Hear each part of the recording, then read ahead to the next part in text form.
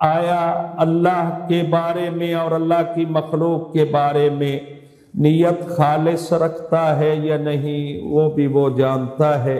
جب کام کرتا ہے تو آیا اس کا کام خوشنودی خدا کے لیے ہوتا ہے یا نہیں،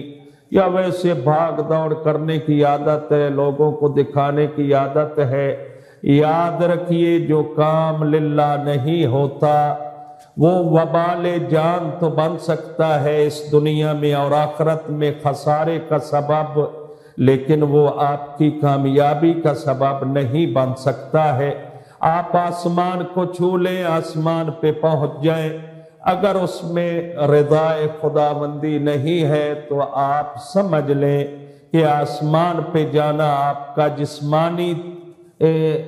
تھکاوٹ تو ہو سکتی ہے اور کوئی اجر اس میں نہیں ہو سکتا ہے۔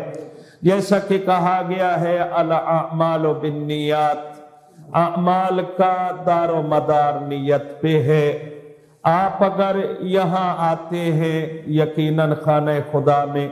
تو یہی نیت لے کر آتے ہیں کہ میں نے نماز پڑھنی ہے اور نماز اطاعت خداوندی ہے اور قربت خداوندی کا سبب بنتی ہے، میں اس لیے پڑھنے آیا ہوں۔ یا کوئی بندہ قراءت میں بڑی خوبصورت آواز سے پڑھنے کی کوشش کرے، بے شک دنیا جہان کے پرندے اس کی آواز سن کر رک جائیں، اگر قربت خدا اس میں نہیں ہے تو بے شک ساری دنیا رک جائے، اس کی اس آواز اور تلاوت کا کوئی فائدہ نہیں ہے۔ بلکہ دیکھیں اعمال بجا لائے جاتے ہیں اور لوگ اپنے اعمال کو بڑا خوبصورت کر کے بجا لاتے ہیں۔ یاد رکھیے اعمال آپ جتنے اپنے طور پہ خوبصورت بنا لیں، اگر اللہ کے نزدیک خوبصورت نہیں ہے تو پھر ان کا کوئی فائدہ نہیں ہے۔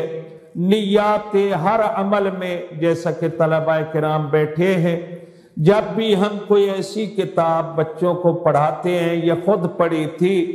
کہ جس میں طالب علم کے آداب کو بیان کیا گیا ہے کہ طالب علم کیسا ہونا چاہیے، علم کیسے حاصل کرے، کس وقت مطالعہ کرے، کون سے استاد سے استفادہ کرے، اپنا ساتھی کیسا بنائے۔ تو جو پہلا عنوان ان کتابوں میں، جیسے آداب المتعلمین ایک کتاب ہے چھوٹی سی، اور دوسری کتاب ہے منیت المرید، یا باقی کتابیں ہیں، پہلا عنوان آتا ہے اخلاص النیہ، کہ نیت خالص ہونی چاہیے۔ خالص نیت سے مراد ہے میرا اللہ، میں یہ علم دین حاصل کر رہا ہوں قربتاً الی اللہ، تیری قربت کو چاہتے ہوئے، تیری رضا کو چاہتے ہوئے۔